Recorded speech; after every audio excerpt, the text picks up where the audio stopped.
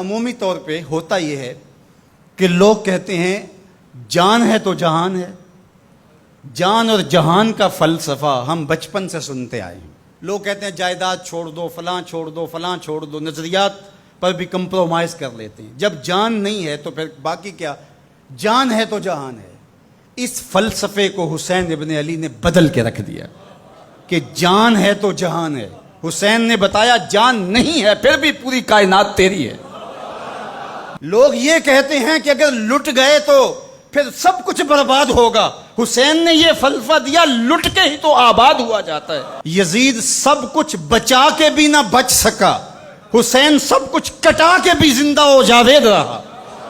یہ فلسفہ دیا سب کچھ کٹ جائے، سر نیزے کی نوک پہ بھی چڑھ جائے، خاندان کی لاشیں بکھری پڑی ہوں اور گھوڑوں کی ٹاپوں تلے روندی جائیں، کفن بھی کھینچ لیے جائیں، خیموں کو بھی آگ لگا دی جائے، لیکن سر شہیداں پھر بھی نیزوں پہ بلند ہی رہے گا، اونچا ہی رہے گا. یہ فلسفہ حسین ابن علی نے دیا.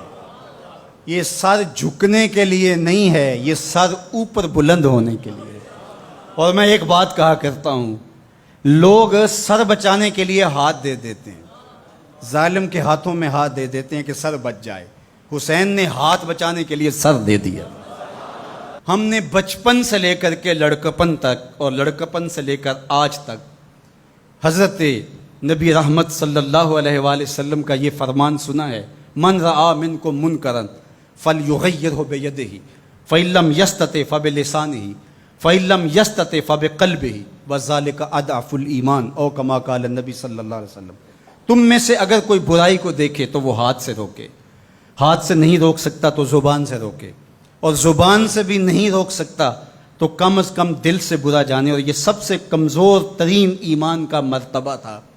جو لوگ کہتے ہیں امام حسین کربلا میں کیوں گئے، میں انہیں کہتا ہوں امام حسین حضور کی گود کے پالے ہوئے تھے، کمزور ایمان والے نہیں تھے کہ دل میں ہی کڑتے رہتے اور ظلم کو اور جبر کو اور زیادتی کو اور ناانصافی کو ہاتھ اور زبان سے نہ روکتے.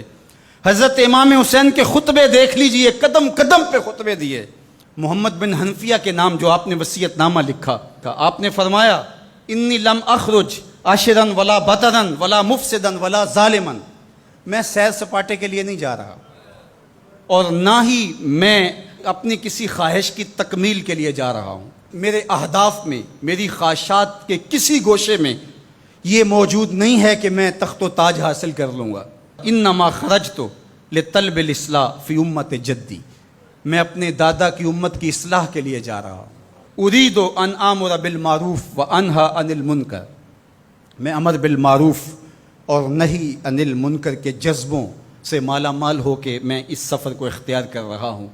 جب شریعت کا مذاق اڑایا جا رہا ہے، شریعت کی شکل بدلی جا رہی ہے، خلافت کا رشتہ قرآن سے ٹوٹ گیا ہے اور ایک نئی صورت دین کو دی جا رہی ہے، اور جو اس سانچے میں ڈھل کے دین نکلے گا وہ محمد عربی کا دین نہیں ہوگا، جو طائف کے بازاروں سے لے کے مکے کی گلیوں تک، احد سے لے کر غزوہ حنین تک حضور نے خود اور اپنے اصحاب کو تکلیف میں ڈال کے جو دین دیا، جو امت تشکیل دی.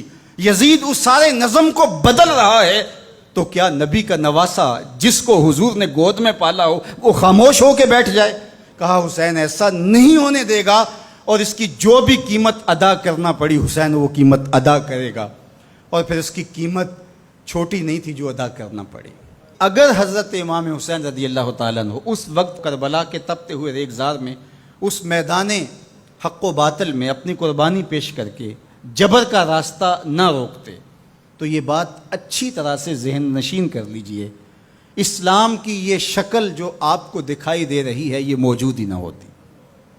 دنیا کے اوپر کتنی تہذیبیں، کتنی ملتیں اور کتنی اقوام، جب ان کے اندر تغیر آیا تو وہ اپنی اصل صورتی چیزیں کھو بیٹھی. دنیا کے اوپر کتنے مذاہب، یہودیت کی شکل دیکھ لیجئے، کیا یہ وہی صورت ہے جو حضرت موسیٰ لے کر آئے؟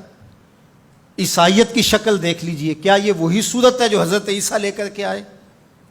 ابھی کچھ دن ہی نہیں گزرے تھے تو حواریوں کے بعد جو ہوا اور جس طرح سے دین عیسیٰ کا حلیہ بگاڑ کے رکھ دیا گیا، جس طرح موسوی دین کی شکل تبدیل کر کے رکھ دی گئی، تو کیا دین محمدی کی شکل باقی رہ جاتی؟ جب یوں دین کی صورت اور شکل کو بدلنے والے میدان میں آپ موجود ہوئے تھے، لیکن باقی ادیان، باقی تہذیبیں، باقی ملل، باقی قومیں، ان کی شکل اس لیے تبدیل ہو گئی کہ اس شکل کو بچانے والا کوئی حسین وہاں نہیں تھا، اور یہاں اس دین کی اصل صورت اور شکل اس لیے موجود رہی کہ اس دین کو بچانے والا حسین ابن علی موجود تھا۔ مسٹر گوکھلے نے کہا تھا کہ اگر حسین ابن علی رضی اللہ تعالی عنہ نہ کھڑے ہوتے تو اسلام یا تو مٹ ہی جاتا، اور اگر موجود رہتا تو اس کی وہ شکل نہ ہوتی جو محمد بن عبداللہ لے کر آئے تھے، اس کی شکل وہ ہوتی جو یزید پیش کر کے جاتا۔ لیکن حسین ابن علی کی قربانی، ان کی نہضت کی وجہ سے، ان کے قیام کی وجہ سے، ان کے کھڑا ہو جانے کی وجہ سے 14 صدیاں گزرنے کے بعد آج بھی وہی اسلام ہے جو آمنہ کا لال دے کے گیا تھا۔ یہ حسین ابن علی کا کام ہے جو حسین نے کیا۔ اس لیے حضور نے ناز کیا حسین پر، کہا کہ حسین منی و انا من حسین، حسین مجھ سے ہے اور میں حسین سے ہوں۔ یہ مجھ سے ہے کہ میری بیٹی کا بیٹا ہے، میری نسل ہے، میرا نسب ہے، میں حسین سے ہوں، قیامت تک میرے دین کا جھنڈا جھولتا رہے گا، تو اس کی بنیادوں میں لہو حسین ابن علی کا۔ حضرت امام حسین رضی اللہ تعالی عنہ نے ایک بات کہی تھی جب بیعت کا آپ سے مطالبہ کیا گیا، تو آپ نے یہ نہیں کہا کہ میں یزید کی بیعت نہیں کرتا، بلکہ آپ کا جملہ تاریخ ساز ہے، بڑے لوگوں کا کلام بھی بڑا ہوتا ہے اور حکمت کے نور سے بھرا ہوا ہوتا ہے، قیامت تک ایک نسب العین دینا تھا۔ یہ نہیں کہا کہ حسین ابن علی یزید کی بیعت نہیں کرے گا، بلکہ کہا مثلی لا یبایع مثلہ، میرے جیسا اس جیسے کی بیعت کیسے کر سکتا ہے؟